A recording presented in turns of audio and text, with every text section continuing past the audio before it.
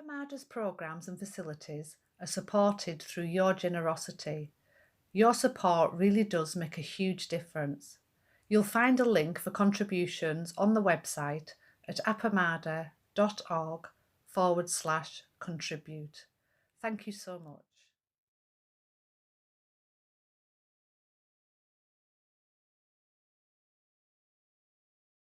Thanks for being here. It's good to see everyone. Yeah.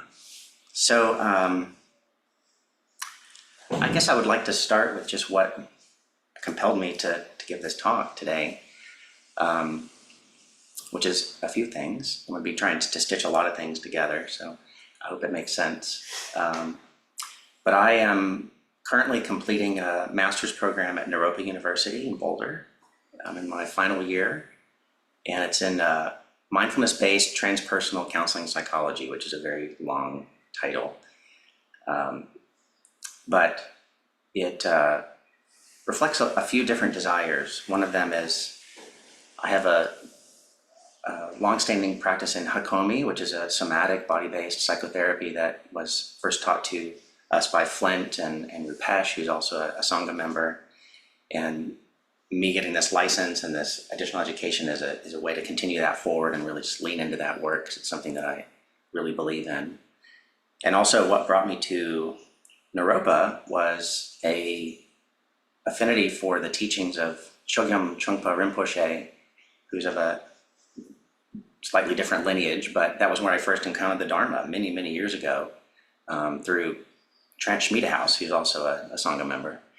And I remember Jessica and I touring that university many, many years ago and just being like, wow, this is amazing. This can be a university? I'll never get to go here, but and so that's kind of an unrealized, that was a realized desire. And Jessica sent me an article. Well, I'll back up a little bit.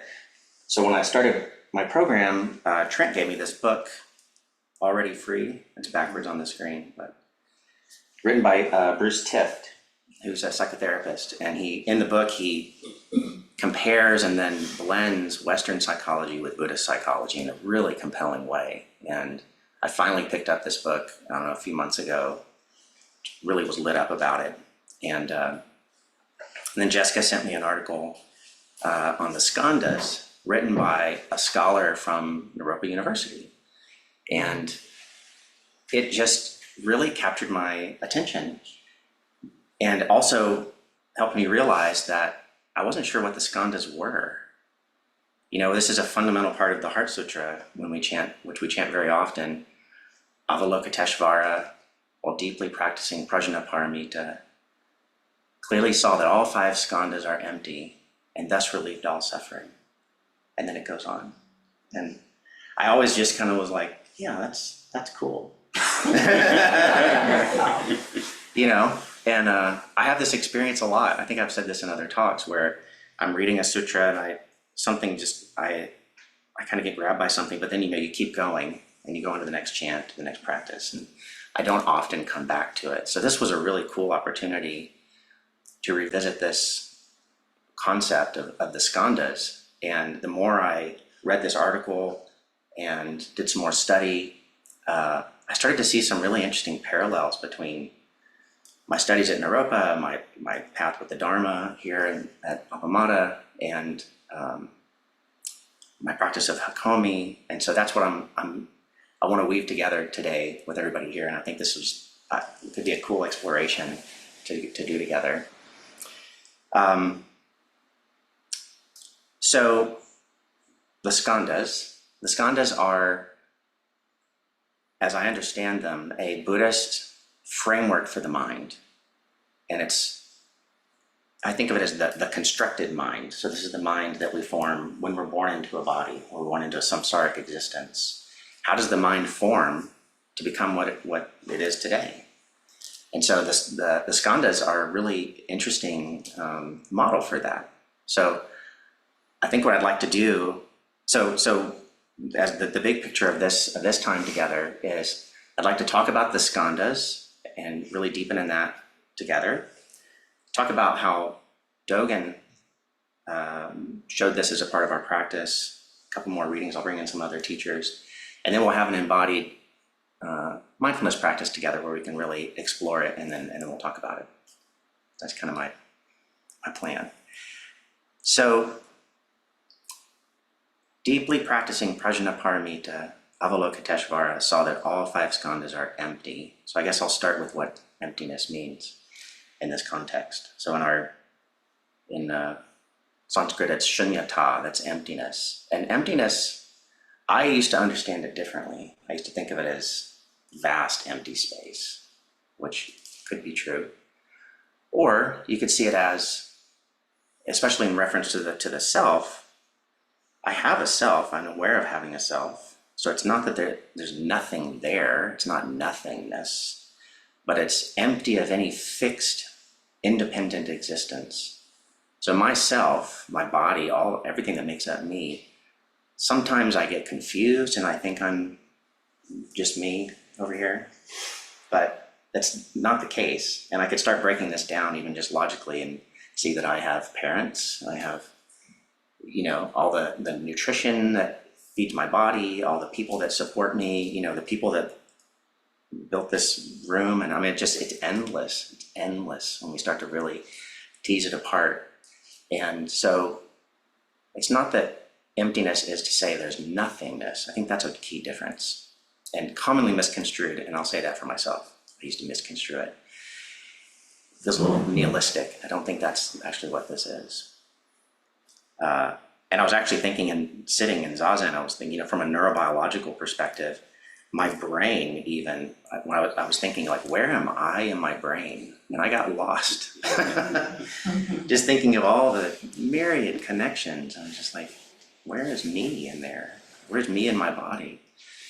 So that's, I guess, a key thing I want to say about emptiness, because it can feel like something that may not be what it's actually referring to. So, let's talk about the skandhas. And you don't have to try to remember these, because we're gonna deepen into this in the meditation.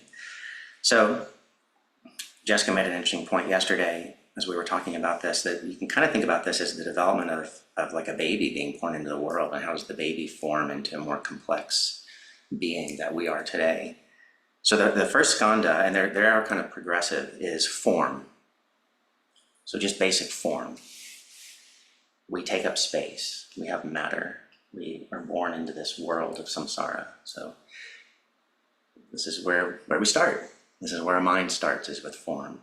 And this is also where we could start to see an inkling of separateness start to creep in too, at least as I start to reflect on it. Like now I've taken form, I feel a distinction between me and the environment around me. So we start with form, skandha number 1. The next one is feeling. So in my form, I have feeling, I have sensations. So we could think of this as, and that's kind of a big word, feeling. It's emotions, it's sensations, it's just, I feel the air on my skin, I feel something stirring within me, there's a feeling there. The next one is perception. How do I know I have a feeling? I perceive it. There's a part of my mind that is perceiving this feeling. Like if I didn't have my mind, my formed mind, my body could be existing on its own, having neuronal feeling perceptions, but if I don't perceive it, it's not in my mind, it's not in my consciousness. So that's the third skandha.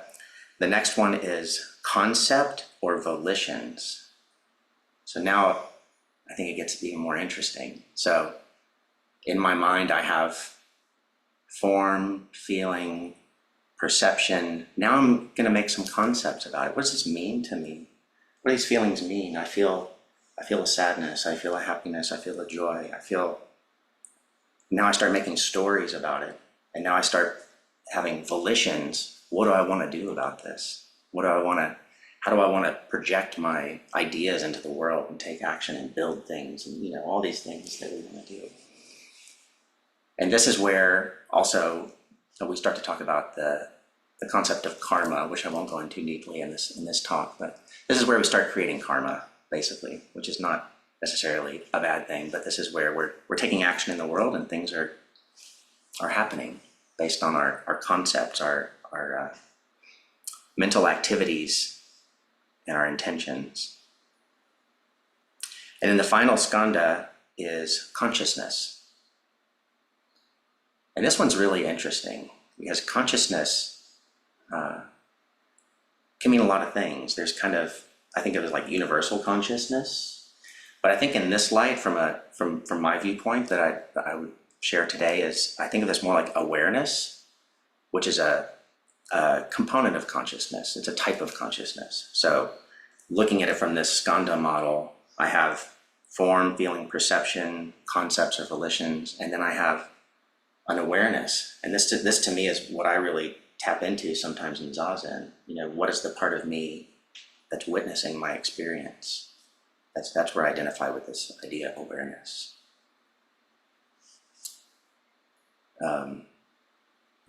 So those are the 5 skandhas. And all of this makes up the Buddhist teaching of the mind, the formation of the mind of our think of it like ego, which is also kind of has its own connotations, but this is the mind we have most of the time. It's what we have to work with. Ego took me down a whole other road. I'm not gonna go down there. It's like a whole other thing. The other concept I want to drop in here, and I think this is the last concept that I will have for us to hold together, is the Kleshas. Are people familiar with the Kleshas? Yeah. This that's another thing. I've heard the word, but I wasn't really too sure what it was, but more study around this really got me excited, because the kleshas you can think of them as tangles or knots, and we talk about this in the chants that we do. We say our ancient twisted karma, but it's also ancient tangled karma. So it's a tangle, like in your mind, in this mind of the skandhas, we have tangles, and that makes sense to me. I can feel lots of tangles in my mind, and these can be like recursive thoughts. They can be, subconscious sometimes. It could be even like, I know something's there, but I don't quite know what it is, but it feels a little like my face. I'm like, It can be a tangle in your body. There's a place of tension. So this is something we study in the Hakomi method, like where do we have places of tension? Those are the kleshas, and they're also called mental afflictions. So winding subconscious sometimes stream of conflicting emotions and anxiety. And this is where, so now shifting to my psychological lens a little bit more, my work as a therapist makes sense to me. We're in Western psychology, Western therapy, the kind of the basic model is, I have these afflictions and I need to hold this with somebody and have this become untangled, right? But from a Buddhist lens, it's not quite that A to B to C. So this is where I'd like to deepen into this concept of kleshas. And what are they? What purpose do they serve? They're obviously here for a reason. They're not a mistake. They seem super pervasive for me. So let's look at what our teachers say. So in our Mahayana Zen tradition, Dogen talks about this in Shobogenzo, his great work. And basically his instruction is to work with this in Zazen. This is a part of our path in Zazen. So we recognize our mind, the skandhas, the kleshas are impermanent, and they fundamentally have this emptiness quality. And this is all part of our practice enlightenment. So he also points to again, there's a lot here, and forgive me if these are a lot of different concepts, but he talks about in Shobogenzo the non-duality of all phenomena, and that our samsara is a part of nirvana. So our afflictions, our kleshas, are a part of our awakening. And that, to me, is pretty fundamental. These disturbances, these tangles, are actually part of the path, if not the path, to our awakening, as Dogen teaches us. So in this light, this is really contrasts to me with the kind of standard medical Western model we have of, once I free myself from all my afflictions, I'll be okay. How's that go? There's no end to it, once it's like whack-a-mole, there's more, there's always more. So at least for me in my practice, it's been like, this teaching from Dogen really speaks to me, because I can just feel a kind of surrender, like, okay, some of these I really don't like, but how can I see this as a part of my practice?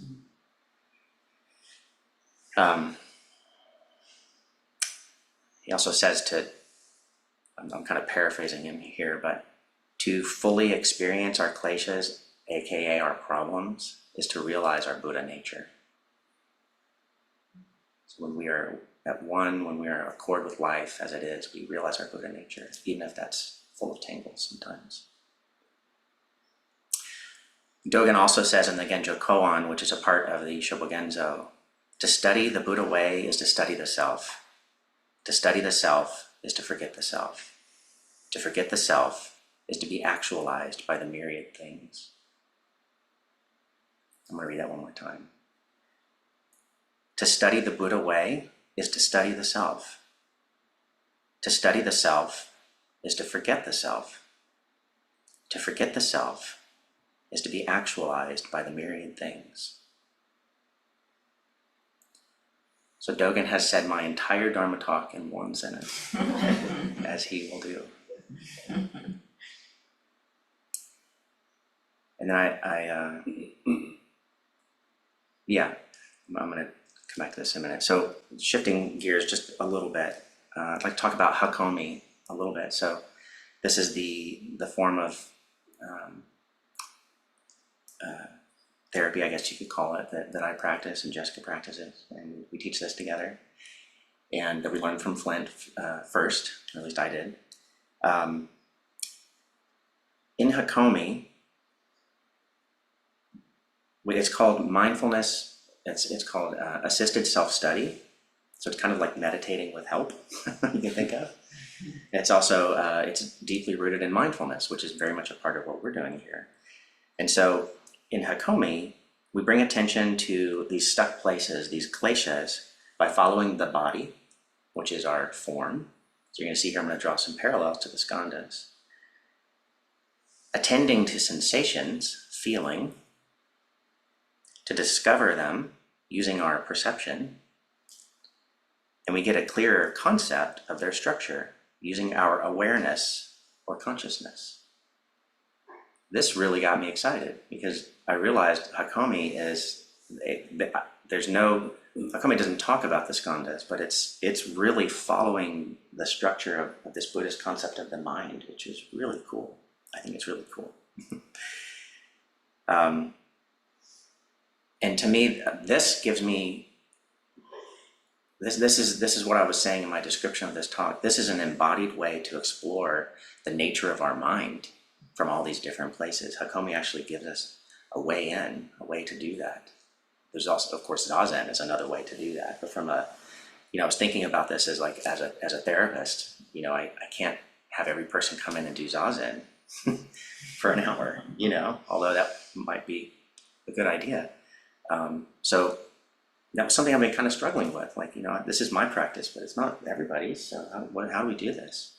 So seeing that Hakomi really dovetails into this really well was really interesting to find. So I would like to use that together today as a way to explore this together. And I'll give a guided meditation here in a moment where we can really look at that. But before I do so, I'd like to offer a quote from Chogyam Trungpa Rinpoche, as I mentioned him at the beginning, because I think, like Dogen, he sums this up really well, and we could use this as something we could return to even as a nice summation of what we're talking about. And he says, "Thoughts and ideas can be seen as the liberating play of wisdom. If you notice your thoughts as empty thoughts, rather than confusing them with reality, then they become friends and allies, companions along the path. You can taste the vastness of your world. Thoughts and ideas can be seen as the liberating play of wisdom. If you notice your thoughts as empty thoughts, rather than confusing them with reality, then they become friends and allies, companions along the path. You can taste the vastness of the world.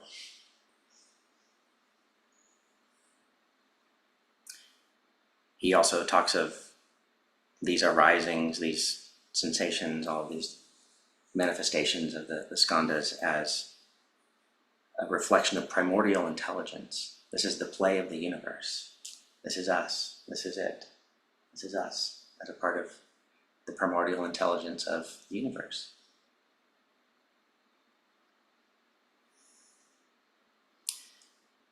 So let's do a little meditation together, if you're open to that. Then we'll come back and we can talk about this.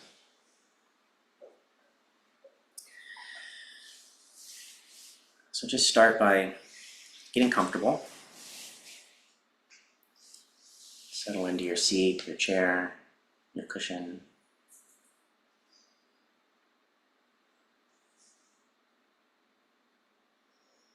And we'll start with an invitation to notice that you have form.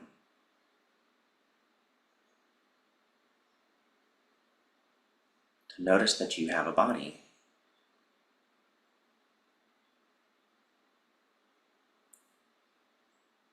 You might feel your contact points with your chair, your cushion, your feet on the floor.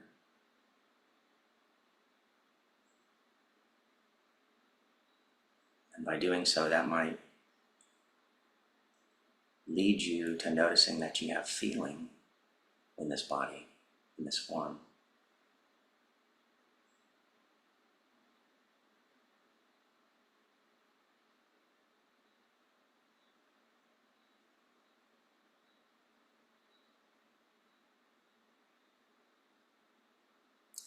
And recognizing that the way we know we have feeling is using our perception.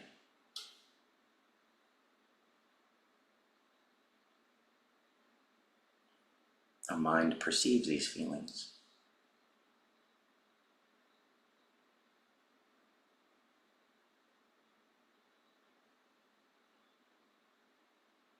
As you feel your body, as you feel the sensations, as you perceive what might be moving in you in this moment, maybe a memory or emotion,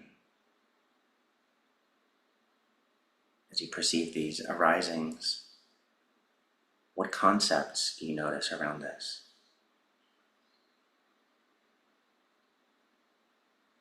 What ideas does this have for you? Are these concepts familiar?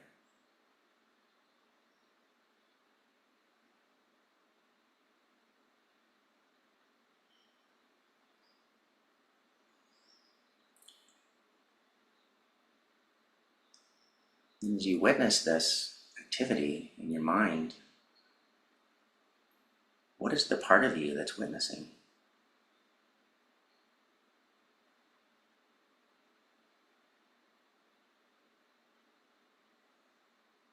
Your awareness.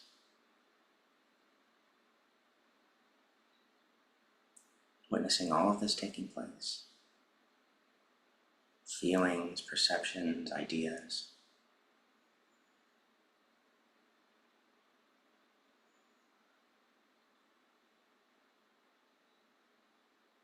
And as we reflect on our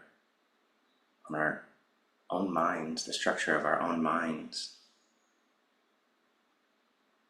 what else do you notice? Do you notice any places of tension, either in your body or your mind?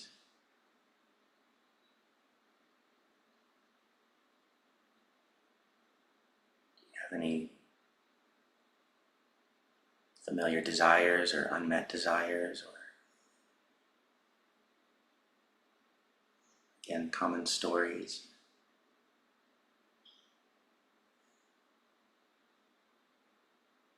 A slight fluttering of the eyes, or warmth in your chest, your solar plexus.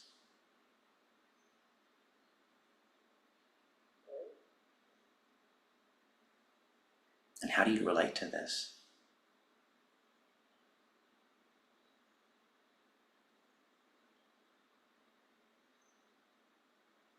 Do you push it away? Does it call you towards it? Are you neutral towards it?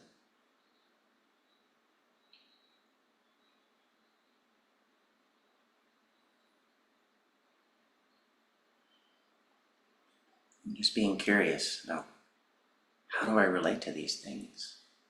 These arisings in my mind, in my body.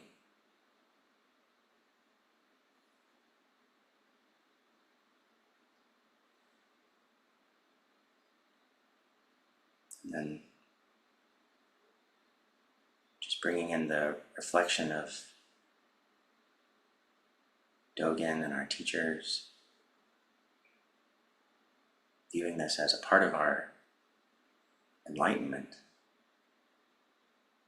How can we allow it just a little bit more?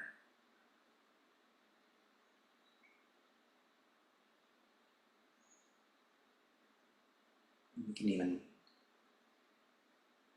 experiment with allowing and letting go.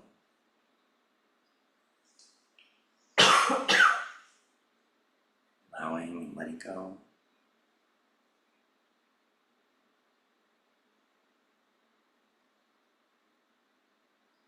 What do you notice?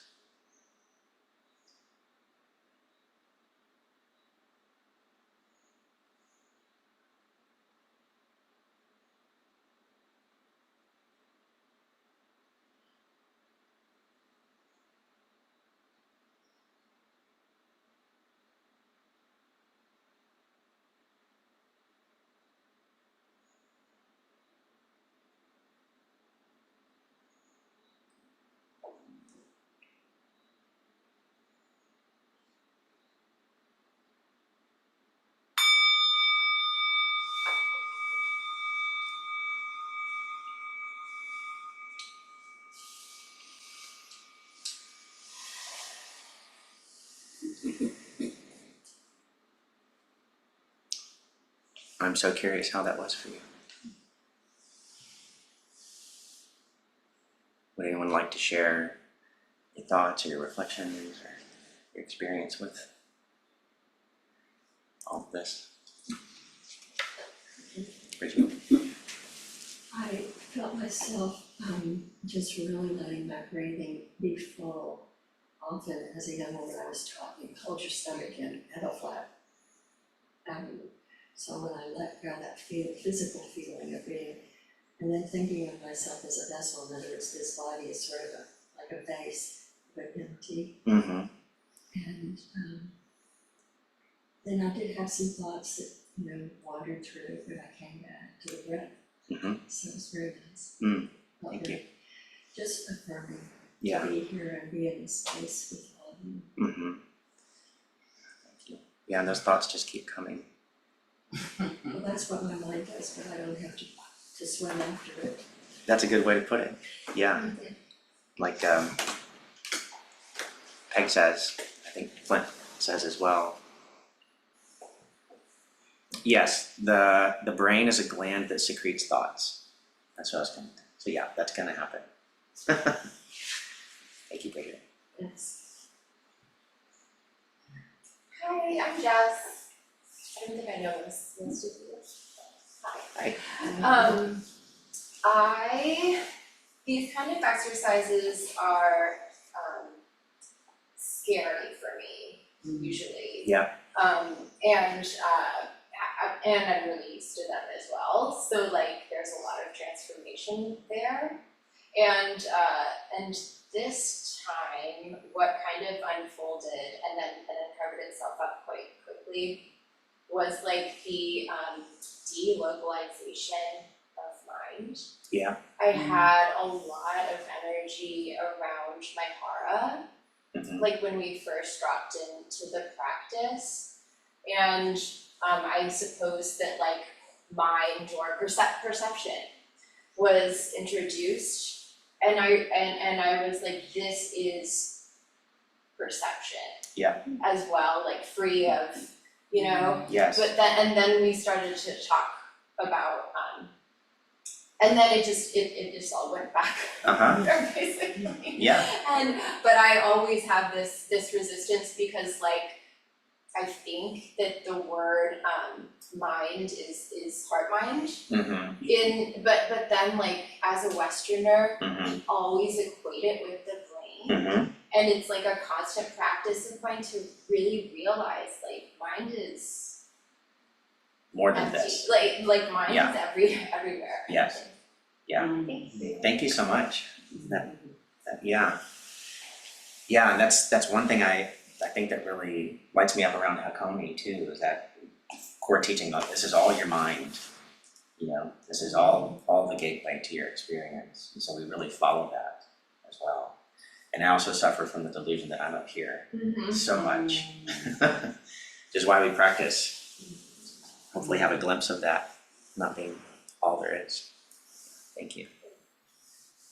Hi, Jon-Eric. Thank you so much for this talk.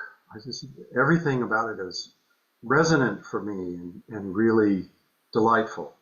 I hope that you would share that Chogyam Trungpa quote by email. That was fantastic.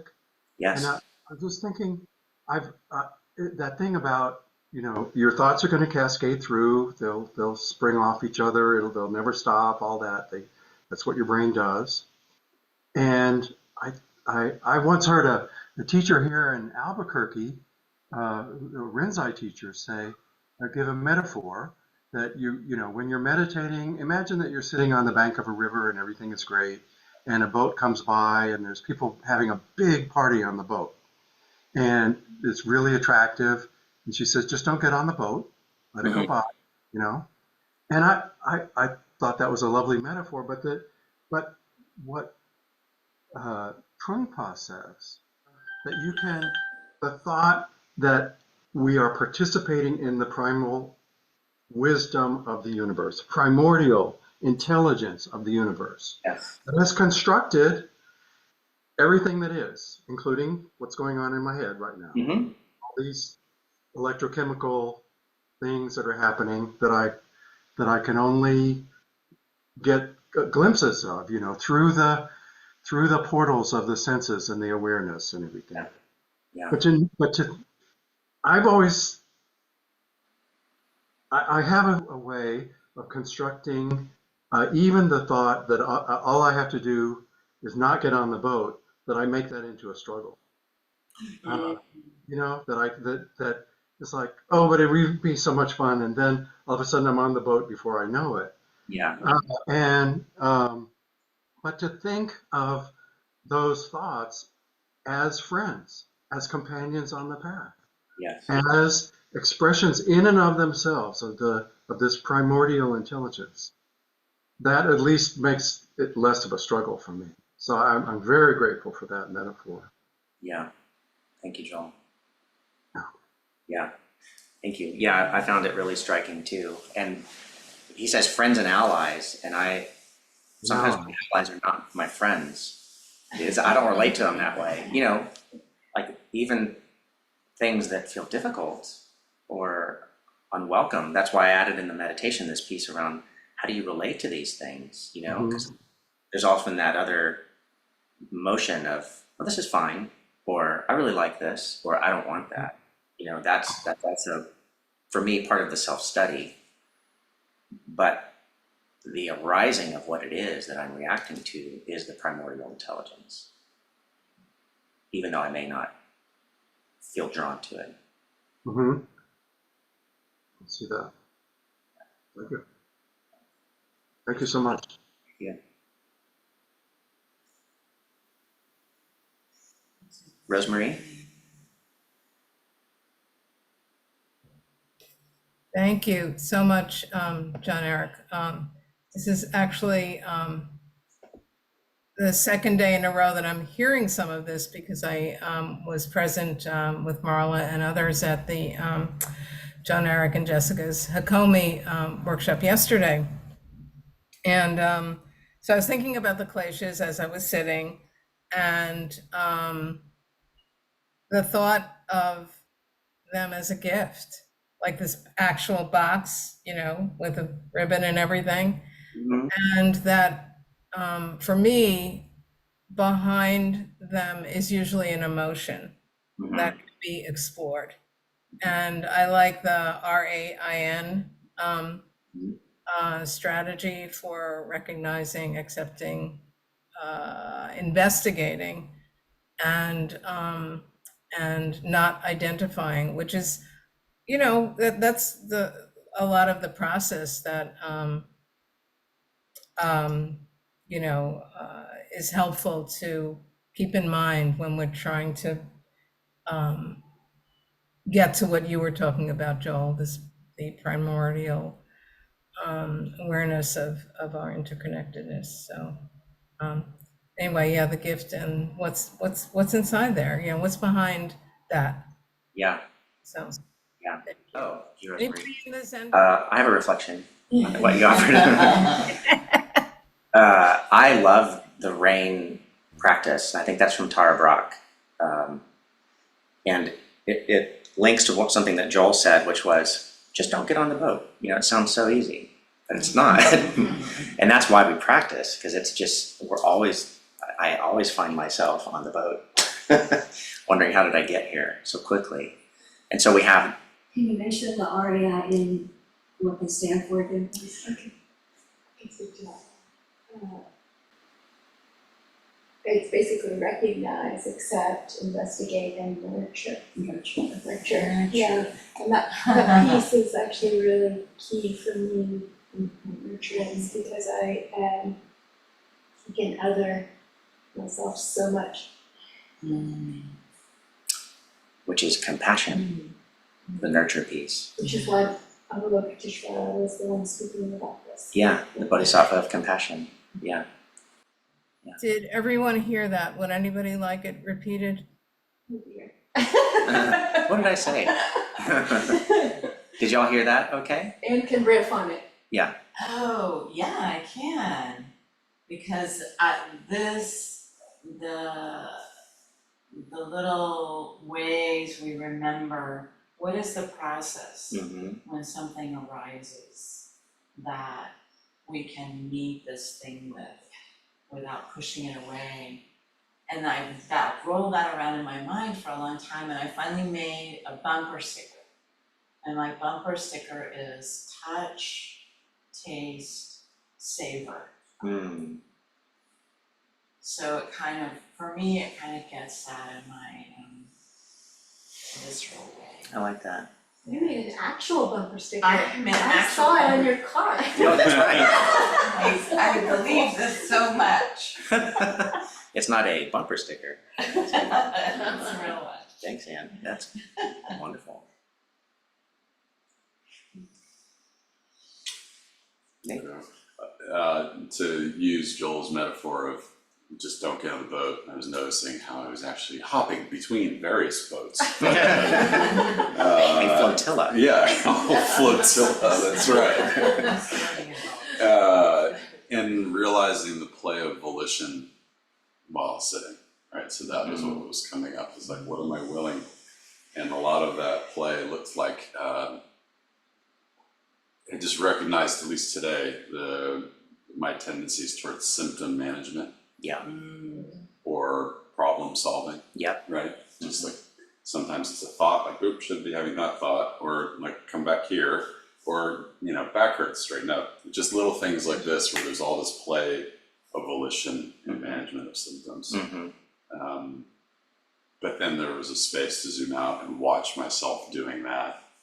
Yeah. And that's going, oh, that's what I'm doing right now. Huh. Right. Interesting. Yeah. I'm batting all these things away or dealing with them. Yeah. Thank you. Jeanette.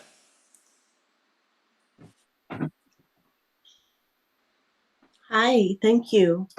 It's wonderful to hear this again and in more depth. I really love what Nate was just saying about, well, I don't know.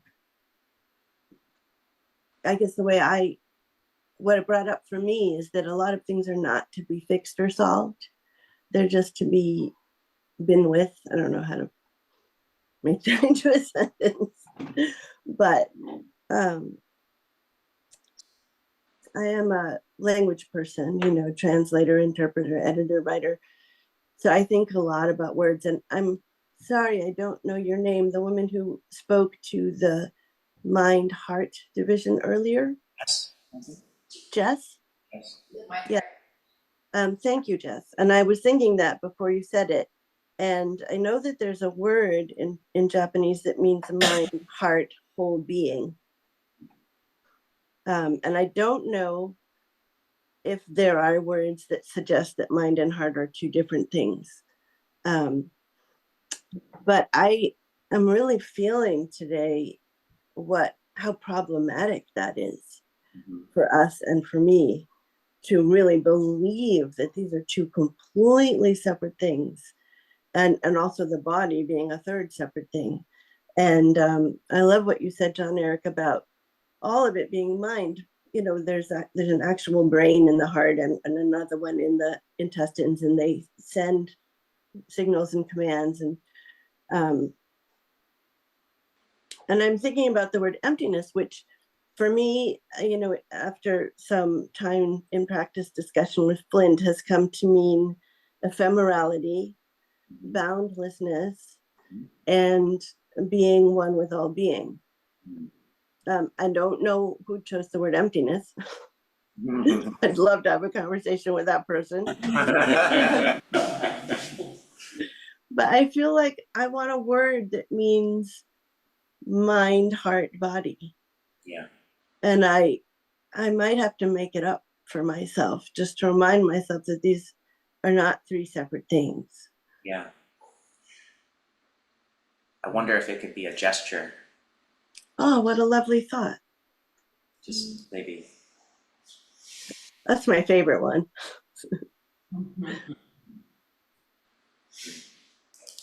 Thank you. And thank you for your lightheartedness. It's really a joy. Oh, thank you. There we go. Hi, Darcy. Yeah. Hey, Jon-Eric, it's so good to be here with you and with everyone. Yeah, lightheartedness. And what I was raised my hand to say is I really enjoyed your quote from Chogyam Trungpa, that thoughts and ideas can be seen as the liberating play of wisdom. And, that just feels so, and a lot of people have talked about compassion too. If we're in there trying to fix and argue with, ourselves, it's the liberating play just, it just lent to a lot of openness and compassion. Yeah. And yeah, I really like that. So Yeah. thank you for that. Mm. Yeah, and the sensoriness of what Anne said, touch, taste, savor, that just feels playful to me.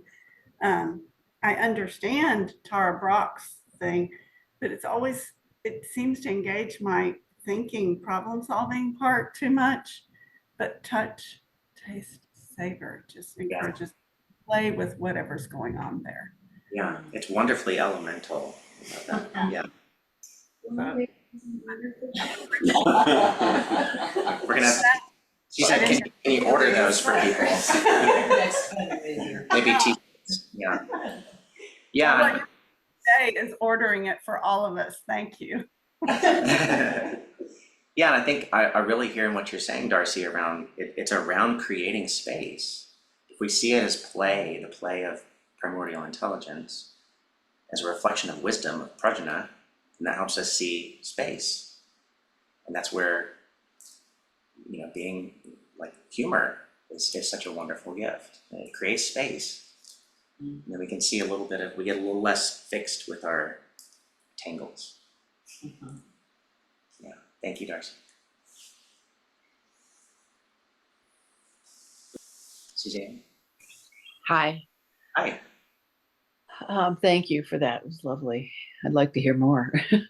I also, Joel, loved your quote about the boat. That really, really makes sense to me. I just spent a lot of time up on rivers in the part of the country that's in back of me, which is up in New Hampshire, watching rivers go by. I think sometimes it's one boat, sometimes it's a kayak, sometimes it's, a power boat, sometimes it's the QE2, and they all sort of come by with, if I haven't been sitting for a couple of days, which happens, there's like a lot of them. It seems like a lot more. And then it sort of slows down. And then it's like, okay, there goes another one, and there goes another one. It's really helpful, that very concrete image of boats. I mean, in Tibetan Buddhism, we talk about sky gazing and clouds a lot, and like this guy that's in back of me. But the boat has much more sort of solidity to it for me. So thank you for that image. I will go enjoy my boat scenes from now on, and with a new kind of joy. It's like, oh yeah, there's another one. Let it go. Anyway, thank you. Thank you. I will imagine you watching the river go by. Yes. Thank you.